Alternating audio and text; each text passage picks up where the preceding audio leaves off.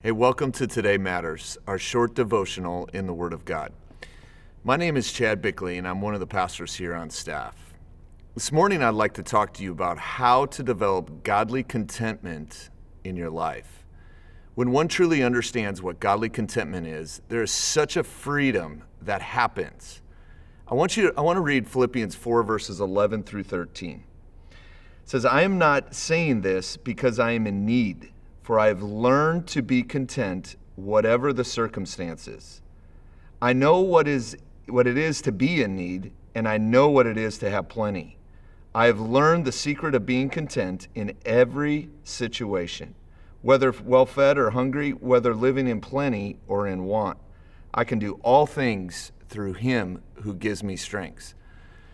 I love how Paul talks about being content with the seasons of good and bad. I think too many times we are challenged when things are going bad to be content, but Paul uses both good and bad. I believe that in order to develop true godly contentment, you must have three areas in order: proper perspective, proper priorities, and a proper source of power. The first part is godly contentment is your perspective on things. I've been very fortunate to be able to take many short-term mission trips in my life. This has been extremely vital in helping shape my perspective on things. I've had the opportunity to visit Mexico many times, Brazil, Taiwan, Costa Rica, Australia, England, and Uganda, Africa. These trips have been able to give me a worldwide view of many different cultures. My most recent trip to Uganda, Africa, 2 summers ago, I took a team to Uganda where we helped build a basketball court for a school. We ran clinics and gave away uniforms, shoes, and basketballs. I was blown away at the response of the kids being able to hold a basketball in their hands. And the basketball wasn't even theirs. Simple things that we take for granted every single day. When lunchtime came, the kids at school were fed porridge type of soup that they ate every single day. One of the leaders told us that in Uganda, people eat for survival, while in America, people eat for pleasure. That is a phrase that has stuck with me from that trip. Driving there, well, I guess I would call it an experience. Dirt roads, motorbikes flying everywhere, and people walking on the side of the road. When we drove into town, it took hours just to go a short way. There were so many things I took away from this trip that have made an impact on my life and the perspective on so many things. The second part of having godly contentment is putting your priorities in the right place. If our perspective is off, it will affect our priorities. But on the flip side, if our perspective is right, our priorities will follow. Pastor Jeremy gave a message a few weeks ago that talked about how to have proper priorities in our life. He gave us the acronym of FIRST, that is clearly defines what to put God first in. The F stands for finances. The I stands for our interests. The R for relationships. The S for schedule. And the T for troubles. By putting God first in these areas, you have said that your actions, that you are giving Him your life over to Him.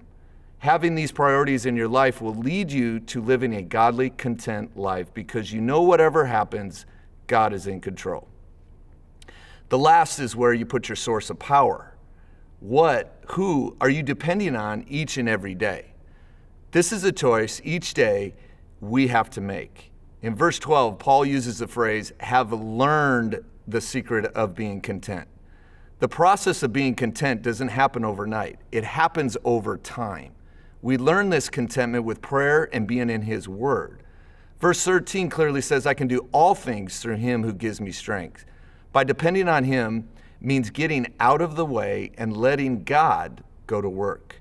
He wants control of your life, but you have to give it up the reins of your life. By doing this is so freeing in our life. Knowing that God is in control is a place that whether we have a lot of things or little things, contentment to move through this in our life. In closing, I want to address what godly contentment is not. It is not being satisfied wherever you are. Godly contentment requires a vision that is long-term, not short-term.